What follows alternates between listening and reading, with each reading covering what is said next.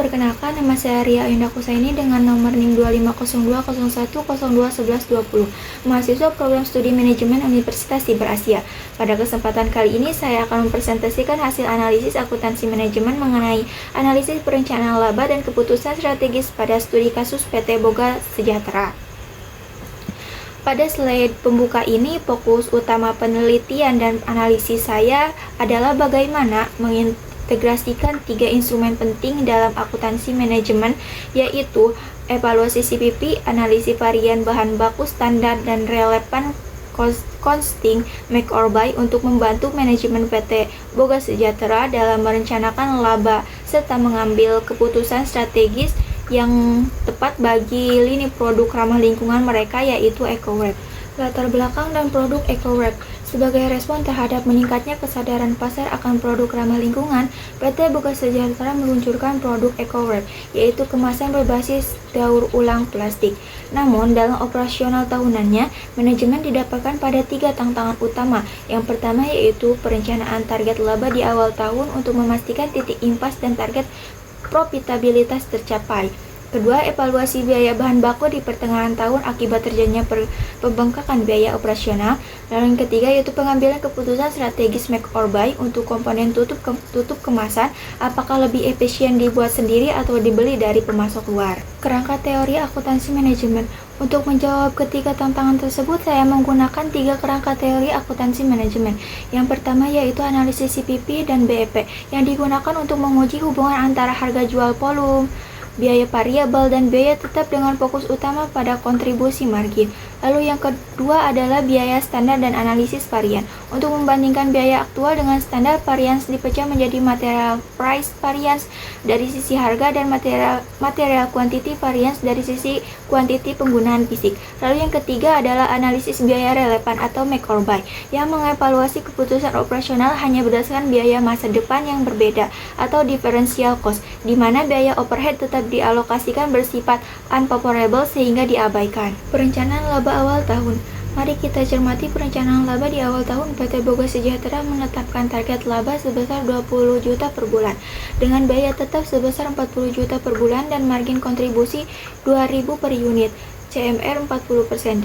Didapatkan titik BEP berada di angka 20.000 unit per bulan atau setara omset 100 juta. Untuk mencapai target laba 20 juta, perusahaan harus menjual 30.000 unit per bulan melalui formula FC ditambah target dibagi CM. Evaluasi kelayakan target ini sangat realistis karena kebutuhan 30.000 unit ini hanya menyerap 60% dari total potensi atau estimasi pasar yang mencapai 50.000 unit per bulan. Evaluasi biaya bahan baku di bulan Juni.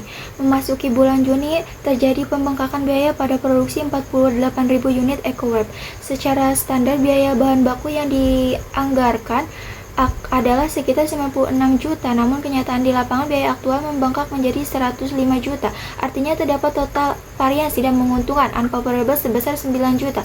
Jika diuraikan, selisih harga MPP membengkak sebesar 5 juta, selisih kuantitas MKP membengkak sebesar 4 juta. Pembengkakan ini merupakan kombinasi dari kenaikan harga pasar bahan baku dan pemborosan penggunaan fisik di pabrik. Evaluasi argumen manajer produksi. Terhadap pembengkakan biaya tersebut, kami melakukan evaluasi objektif atas argumen manajer produksi. Untuk selisih harga MPP 5 juta, argumen manajer produksi diterima kenaikan harga beli plastik daur ulang dari 10.000 menjadi 10.500 per kilogram disebabkan oleh kelangkaan pasokan di pasar yang merupakan faktor eksternal di luar kendali bagian produksi. Untuk efisiensi kuantitatif 4 juta, argumen manajer produksi ditolak. Terjadi pemborosan penggunaan bahan baku fisik sebanyak 400 kg dari standar yang diizinkan. Sekitar 10.000 kg terpakai versus 9.600 kg standar. Pemborosan fisik pabrik ini merupakan tanggung jawab penuh manajemen dan atau tim produksi. Analisis relevan yaitu make or buy. Tantangan berikutnya adalah keputusan terkait komponen tutup kemasan, apakah lebih menguntungkan membuat sendiri atau membeli dari luar. Jika lihat biaya relevan, memproduksi sendiri bahan baku Rp400 tambah tenaga kerja langsung Rp250 ditambah overhead variabel Rp100 sama dengan Rp750 per unit. Membeli dari pemasok, harga beli eksternal sama dengan Rp800 per unit. Terdapat selisih Rp50 per unit untuk lebih murah jika memproduksi sendiri. Oleh karena itu, rekomendasi strategis kami adalah tetap memproduksi sendiri karena mampu menghemat biaya relevan sebesar 2.500.000 per bulan pada volume 50.000 unit. Adapun alokasi overhead tetap sebesar Rp150 diabaikan karena bersifat unfavorable. Langkah perbaikan operasional untuk menanggulangi masalah fisik yang ditemukan pada analisis varian tadi, kami merumuskan 3 langkah perbaikan operasional.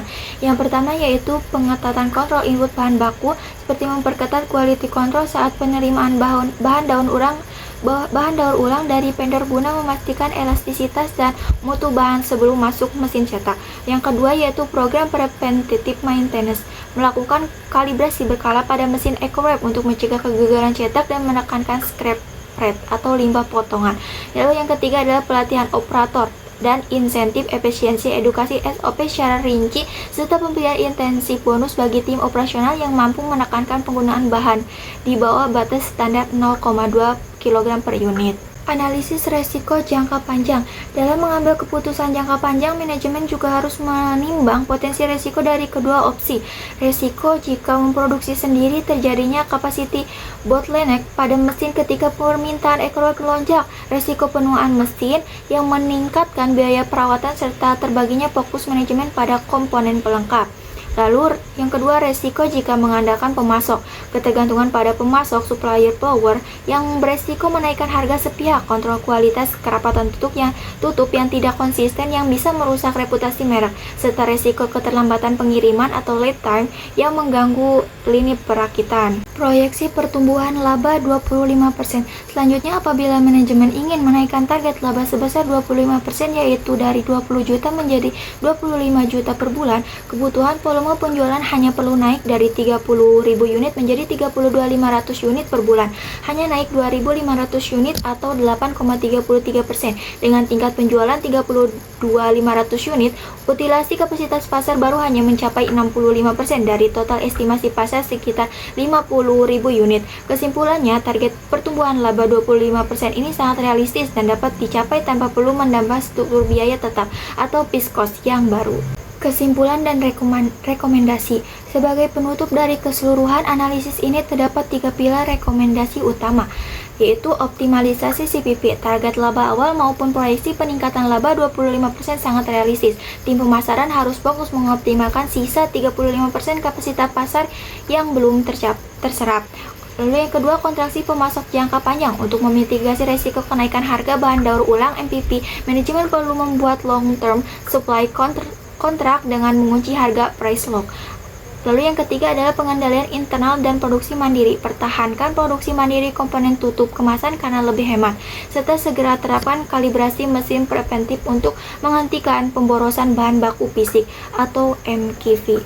Demikianlah pemaparan analisis perencanaan laba dan keputusan strategis untuk PT Boga Sejahtera. Dapat disimpulkan bahwa dengan pengintegrasian data akuntansi manajemen yang tepat, perusahaan tidak hanya mampu mengontrol biaya, tetapi juga dapat mengeksekusi peluang pertumbuhan bisnis secara terukur. Terima kasih atas perhatiannya. Sampai jumpa.